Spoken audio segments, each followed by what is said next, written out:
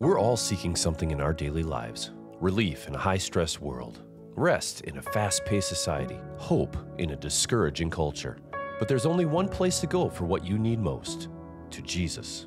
Kick off 2025 by seeking Jesus every day with the brand new Time of Grace devotional, Daily Promises.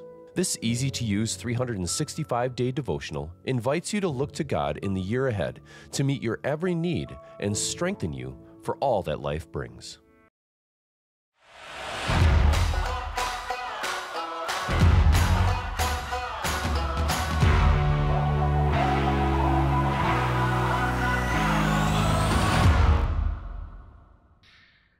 So this morning when you woke up, did you think, God has given me a really good life?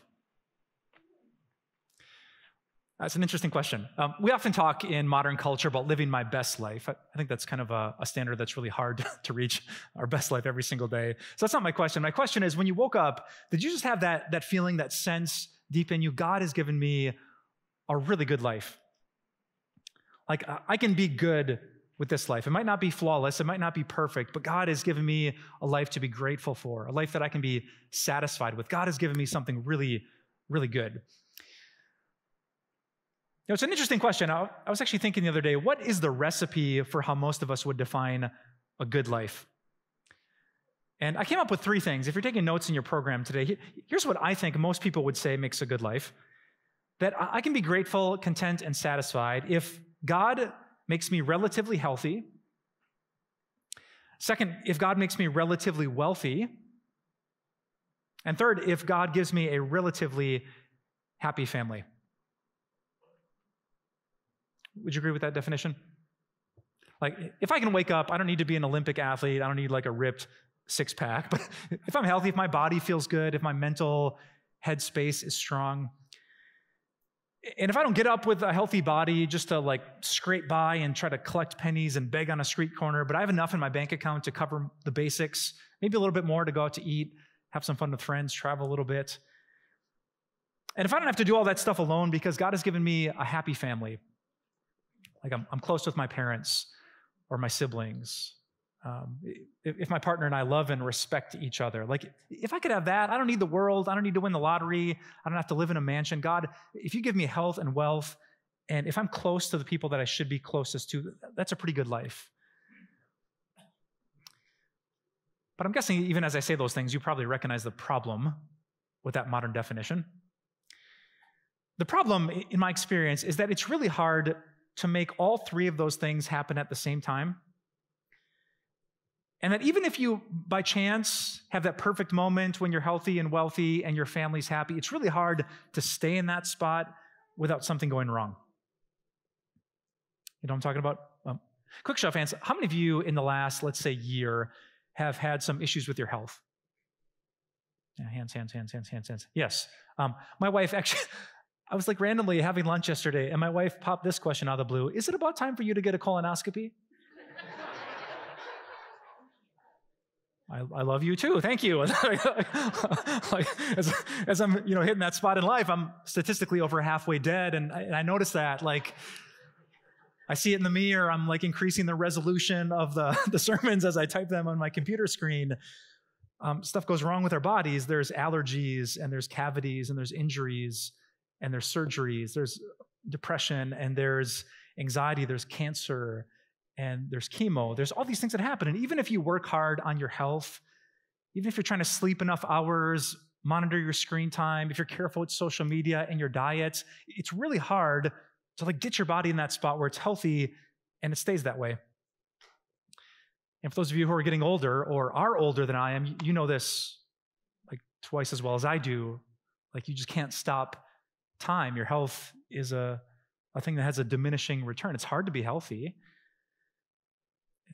And I would contend, even in America, it's hard to be wealthy.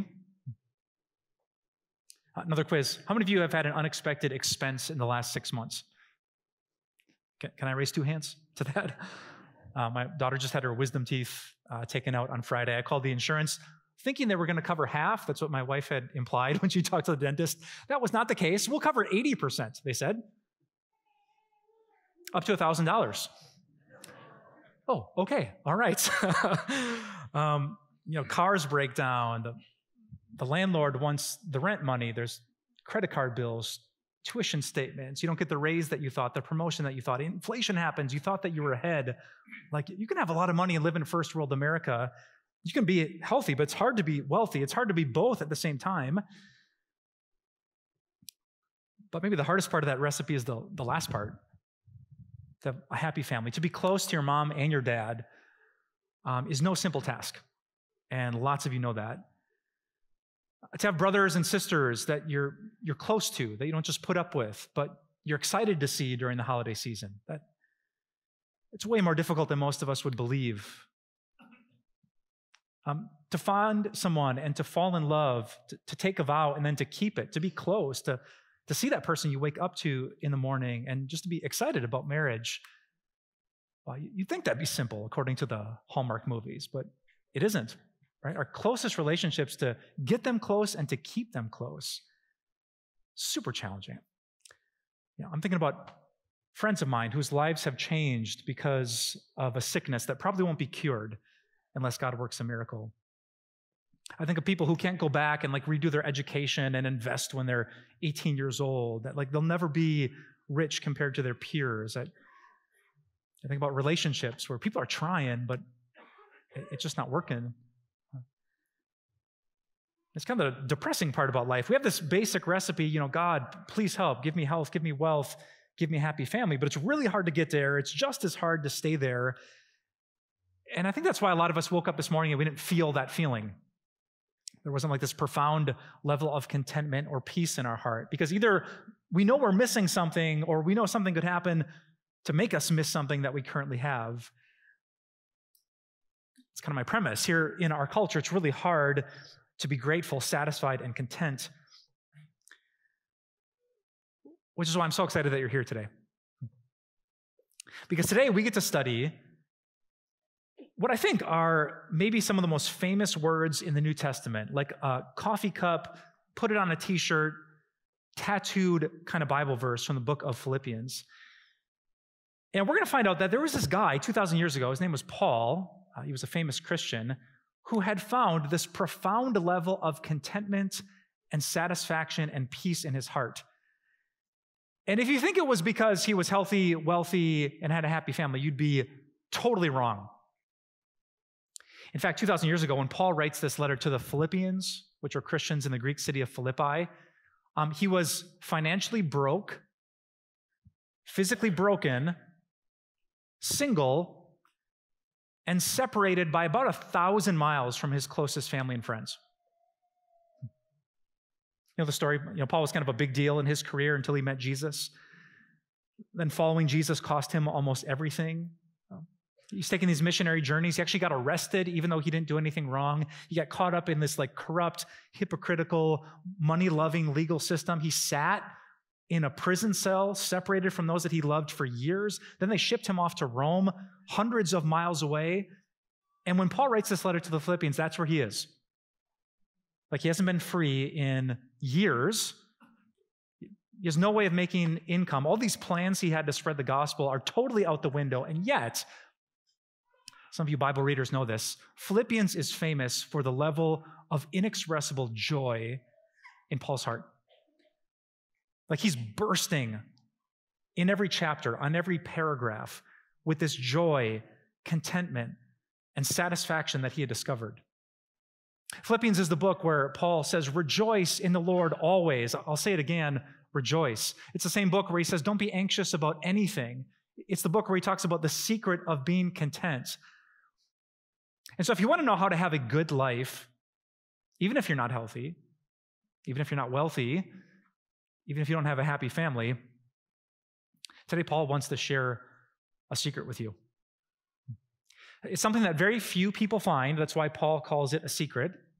It's something that even church people miss out on when they think that the purpose of church is to just make me healthy and wealthy and give me a perfect family. Paul's going to reveal what he calls the secret of being content in any and every situation. And I hope that you open your ears and your heart to it today. I meet people every single month who get mad at God because he doesn't fill in the blanks the way they think. They give up on church because their mental health doesn't immediately improve. They get disillusioned with religion and Christianity because the Jesus who works miracles doesn't give them a miracle. My hope and my prayer is that God would save you from that. And not just that, but he would swing you to this place that very few people find, that Paul found, a place of supernatural contentment and joy. That's my hope for you today as we grab our Bibles and open now to Philippians chapter 4. Here's what Paul says in verse 10. He writes, I rejoiced greatly in the Lord that at last you renewed your concern for me. Now, indeed, you were concerned, but you had no opportunity to show it. So you pick up Paul's emotion there. He's not just rejoicing, but he's rejoicing greatly. He's super happy. He's doing a happy dance over in Rome. And why is he doing it? Well, you might think because, quote, you Philippians renewed your concern for me. We find out in the context of this chapter that a mutual friend had traveled the 800 miles from Philippi over to Rome, and in his hands he brought a fat check. The Philippians had gathered an offering to support their friend Paul. He was the pastor that started their church. And when this mutual friend showed up, he had a bunch of money to help Paul during his imprisonment,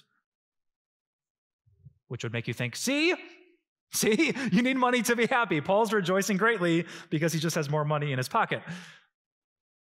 But Paul doesn't want you to think that way. Look at verse 11. He explains, I'm not saying this because I am in need. All right? I'm not telling you I'm happy because I needed your money. I'm grateful for it, but I didn't need that to rejoice. Here's why. For I have learned to be content, whatever the circumstances. I want you to notice a really important word in that verse, the word learned. So if you think Paul just came out of his mother's womb with a natural cheery disposition, that the glass was always half full for Paul when he was growing up, that he just always saw the bright side of things, Paul would say, no. No, I used to think that I needed the health and I needed the wealth.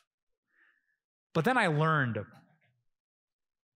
Someone taught me a different way to think about my life. To me, this is incredibly empowering because Paul is saying, no matter what your story or how you were raised, you too, if you listen to the message that Paul listened to, you can learn the same thing that Paul learned, a way to be content, to be satisfied, whatever the circumstances. Verse 12, Paul takes it to the extreme. He says, I know what it is to be in need, and I know what it is to have plenty. I've learned the secret of being content in any and every situation, whether well-fed or hungry, whether living in plenty or in want. So notice Paul picks three separate pairs of words that are kind of on the extremes of living. I've been in total want and need, and I've had plenty and abundance. Like there's been times when my stomach hurt because I was so well fed, and there were other times my stomach hurt because I didn't have anything to eat. Like I've been free, I've been imprisoned. The system worked for me, the system broke down on me. I've had the best and I've had the worst, but that wasn't the source of my contentment, where I was on the scale. He says, no, I have learned the secret of being content in any and every situation. Actually, in the original Greek in which Paul wrote this, there's this interesting phrase. When he says, I have learned the secret, Paul's actually using some words that were commonly used for this mysterious, cult in the first century. They had these special initiation rites that wouldn't happen in public, they'd happen in secret, that not many people knew, but behind closed doors, just a few people who had been initiated had figured out. And Paul kind of uses that phrase. It's his way of saying, Christianity offers something that isn't immediately evident. If you just walk by a church, you might assume, oh, that's where the good people go, or maybe God will help me be healthy or wealthy. Paul says, no. That's not how it is. Let me initiate you into the secret club of content Christians. And then in verse 13, Paul reveals the secret. This is a big verse. Are you all ready for it? Are you mentally and emotionally prepared for this moment? I'm about to drop top 10 famous New Testament. In fact, turn to someone who's sitting next to you, give him a fist bump real quick. Look them in the eye, get your eyebrows rolled up, and tell them, this is big. Oh, you didn't sound impressed now, right? One more time, this is big. All right, this is super big. Thank you for that. I needed it. Philippians 4, verse 13. Actually, I want you to read this verse with me. Are you ready? Let's put it on the screen. Paul says this, I can do all this through him who gives me strength. A few days ago, a man left me a frustrated voicemail. It was about this verse. I don't think I'd ever met him before. He called the church. I wasn't there, so he left a voicemail. The first thing I noticed was how long it was, 3 minutes plus. Second, I noticed that he never introduced himself. He just started talking as emotion poured out of his heart. And here's what the man said. That's not true. He had figured out what I was going to be preaching on today. And so I think 2 weeks before I even got up here to preach, he was mad about the sermon, or he's frustrated. He says, that's not true. I tried, and I couldn't do all this. I tried to keep my family together. I worked, and it didn't happen. So don't give me some simple platitude, some pastor speech about how God can help you do whatever. That's not true. I tried. It didn't work. He left his name at the end and hoped that this sermon would fix it. So I'm about to fix it. This verse is equally powerful and misunderstood. It's famous, but sometimes it's famous for the wrong reason. So let me break it down for you. Paul is saying, I can do all this. Now that's the operative word in this famous verse. What is the this Paul is referring to? It's not his bucket list of things that he wanted God to do for him. Paul wasn't saying, I'm going to get out of prison, and then I'm going to get on Christian Mingle, and then I'm going to meet the girl, and we're going to have twins, and I'm going to name them I can do all this. I actually saw a video a couple years ago of a Christian football team. They're about to bust through one of those big banners, run out for the playoff game, and thump their crosstown rivals. Cheerleaders are holding this giant banner, and what did the banner say? I can do all this through him who gives me, boom, and these testosterone-driven teenage boys bust through the banner. Yeah, let's kill him. But it's not what Paul is saying at all. No, a better interpretation would be if that Christian football team busted through the banner and then got totally smashed. Quarterback gets sacked 15 times, tears his ACL, misses the rest of his senior season, and he gets back in the car and he's sitting in the back seat. Paul would say, hey, you can do this through the one who gives you strength. In context, Paul is saying, I can be rich and content. I can be poor and content. I can be healthy and content. I can be hungry and content. The this is Paul's level of contentment. He says, I can do this. And he's sharing the secret because he believes that you can do this too. That you could still cry and you could still grieve and you could still pray for a healing and you could still work to restore a relationship. But whatever happens with that, Paul would say, you can do this. And here's how. You can do this through him who gives you strength. Paul's foundational belief was that if Jesus made God not far away, but right here, and if that God is kind and compassionate and powerful and forgiving, saving and patient, if God doesn't just show up in my life on the big occasions, but every second of every moment he is right here, then I can do this. Right? If Jesus is the one who bled and died for the forgiveness of my sins, Paul believed that. If everything that would make God frustrated or disappointed or angry at me has been washed away by the blood of Christ, and if God has made this promise, I will never leave you and I'll never forsake you. If God is not somewhere out there, but he is right here to help me, I can do this.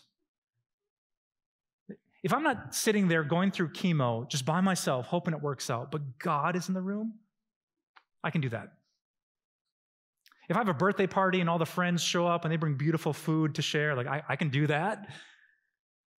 And if something goes wrong and it's just me and no one remembers my birthday, I can do that too. I can do it at the top of my career game. I could sit in a cell under an unjust charge. I can do that.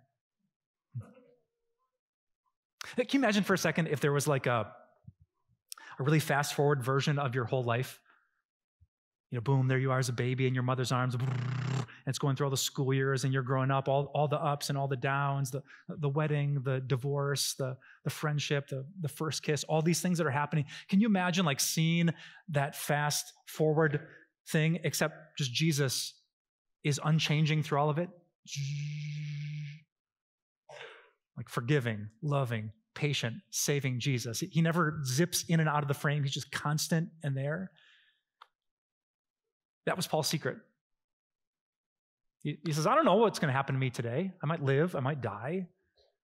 I might be free. I might sit here for a long time. I might have more. I might have less. You all might send me money. You might forget. But that's not where my contentment is. Here's what I know deep down in my soul, that because of the sacrifice of Jesus, my God ain't going anywhere. So here's my lengthy summary of Paul's secret to being content. I would love for you to write this down.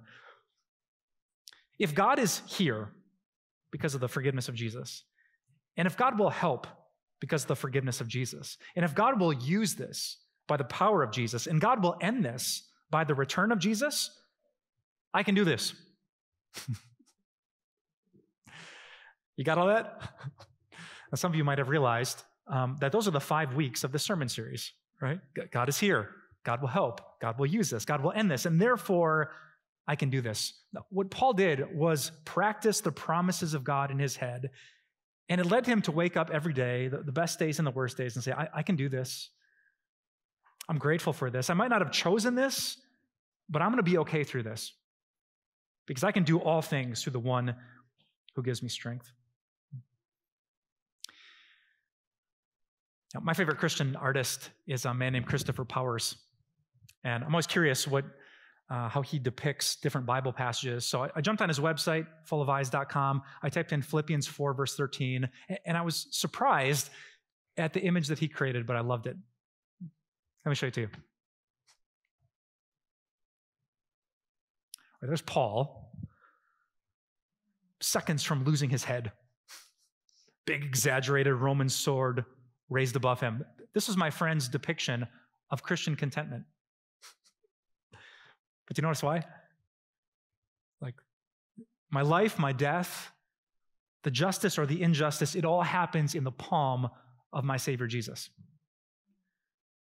Right? And not just the palm of his powerful hand, but the hand that was pierced for the forgiveness of my sins. You see the stone rolled away behind Paul, the Jesus who's risen so that death itself can't separate me from the God who is here by my side. I love that depiction. Whatever happens to you in the days to come, if you're a Christian, it happens in the palm of Jesus himself, the God who's here, the God who will help, the God who will use this, and the God who's promised to end this.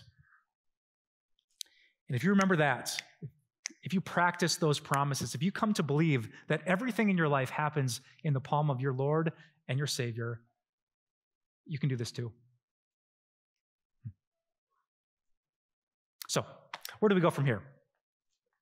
I'm going to leave you with a phrase that you're probably thinking about when you got up this morning: biblical neuroplasticity. Was I right? No, I was not right. Okay, do you know what neuroplasticity is? It's this really, really cool discovery that's fairly recent in brain science. Scientists have discovered that your brain, that's the neuron part, is like plastic. Your brain isn't like this unmovable rock that can't be taught new things. Brain scientists have found out that if you repeat something enough in your head, if you think about a certain thought again and again, your brain actually rewires itself and defaults to certain ways of thinking. Right? This is why it's so hard if you're a victim of abuse, because if you hear something say you're worthless, or your brain starts to believe that as a default setting. Now, the Apostle Paul probably wouldn't have used the phrase biblical neuroplasticity, but that's actually what he's teaching us. He's teaching us, if you think about the promises of God, if you repeat them, if you memorize them, if day after day after day you tell your brain, God is here, God is here, God is here, God will help, God will help, God will use this, God will end this. If you repeat these truths about God, your brain doesn't just sit there like a rock, ding, ding, ding. No, it starts to.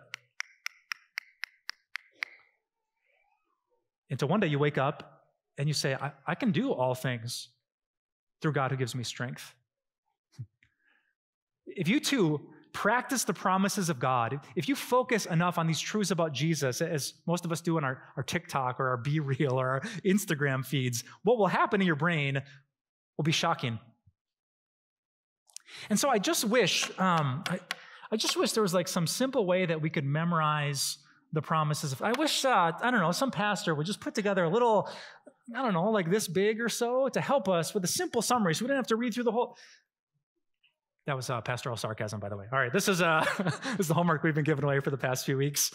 These little cards, if you don't have one, you can find one at the information desk. On the back is basically a simple guide to biblical neuroplasticity. 5 promises, the ones we talked about today, 5 proof passages to know that I'm not making this up to make you feel good. God has promised by the blood of his son that he's here. He'll help you. You can do this. God's going to use this. And one day, whatever you're going through, God will end it when you see him face to face. I won't be mad at you if you don't do this homework, but I'm trying to help you. I want you to know that you're not just forgiven, but you can live with an uncommon level of satisfaction and contentment if you repeat the promises of God. Listen, some churches and some pastors will tell you that if you believe in Jesus, everything gets better. It's only halfway true. Paul in prison would say you might not be healthy or wealthy or be close to a perfect family, but you can be different. At the spiritual and emotional level, you can be different if you practice the promises of God. In other words, I'm hoping you end up like an old woman named Mabel. Years ago, there was this pastor who was visiting a nursing home, and that's when he first saw 89-year-old Mabel. He described her as, quote, an absolute horror. He wasn't a mean pastor. He was reacting to what he saw. Mabel's eyes were clouded over. She was totally blind. Giant hearing aid on one side of her head. She was almost totally deaf. Cancer had ravaged her face, actually eaten away most of her skin, pushed her nose to the side, an eye drooped, her jaw was off center. It was horrific, her physical appearance. But the pastor started a conversation with Mabel, which turned into a relationship that lasted for years. He came to know her heart and her thoughts. Until one day, years in that relationship, the pastor asked Mabel, what do you think about all day? Can't go anywhere, can't do anything. You just sit in a wheelchair. What do you think about? And Mabel said, Jesus. Oh, well, curious. The pastor asked, well, what exactly do you think about Jesus? And Mabel, with her distorted smile, said, I think about how good he's been to me. Jesus has been so good to me, you know. Most people around here, she gestured towards the nursing home, think I'm old-fashioned. But I don't care. I love Jesus. And then this old woman, distorted by the ear, she started to sing out of her heart words that she had memorized about Jesus, about his compassion and forgiveness and his presence in her life. Years ago, I read a book that told that story. And the first line after the description of Mabel, the author said, "This is not fiction." And some chicken soup for the soul story that a pastor made up to make you feel people actually live this way. Mabel did. Paul discovered it too. And today God wants to reveal this secret to being content. It's not a couple extra days in the gym. It's not an investment that works out well. It's not a new government or election. There is a peace that goes beyond understanding. If you believe God is here, he's here to help, he's going to use this and he will end this, then you and I can say with faith, I can do this. I can do all this through him who gives me strength. Let's pray. Oh, God, no one tells us this. It really is a secret in our culture. We think if we just found the right doctor or the right hospital or the right medicine, we think if we just elected the right president, the right Congress, had the right mix of people on the Supreme Court, we assume that if he would just do this or she would just do that or they would just change this, that we'd find contentment, but that's not true. Contentment is only found in you. and not some small, diminished version of you, but a magnified, glorified God who's promised to be by our side because of the sacrifice of Jesus. So we're asking you today to send your Holy Spirit to open the eyes of our heart, that we would believe that these things are true.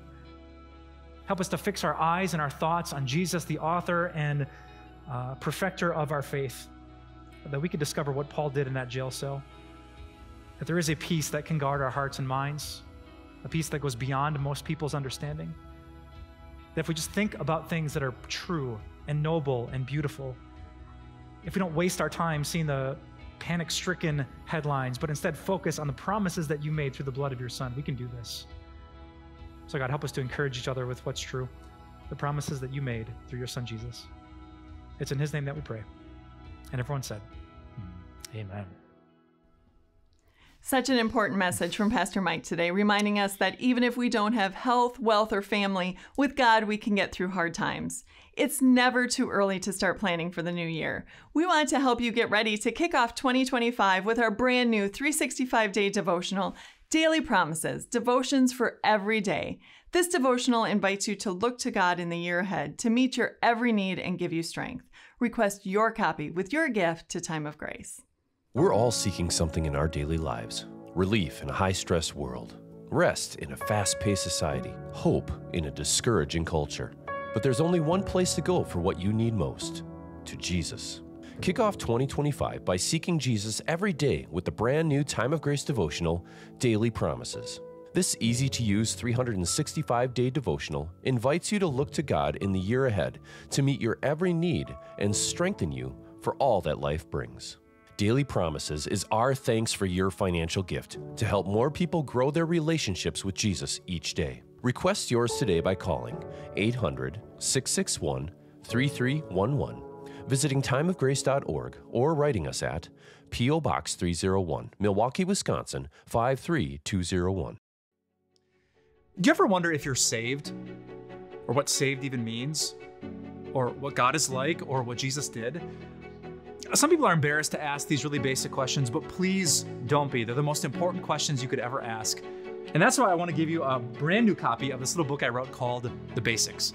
You can get your paper copy or your digital copy or your audio copy or your video version just by going to timeofgrace.org/thebasics.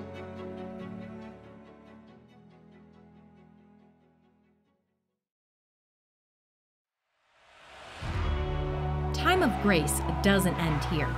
Visit timeofgrace.org and explore encouraging resources, or sign up for a daily email and have everything delivered right to your inbox, like our Grace Moments devotions, Grace Talks devotional videos, blog, and podcasts. Follow us on social media, where you'll find a supportive Christian community. Do you need prayer? Contact us and let us know what's on your heart.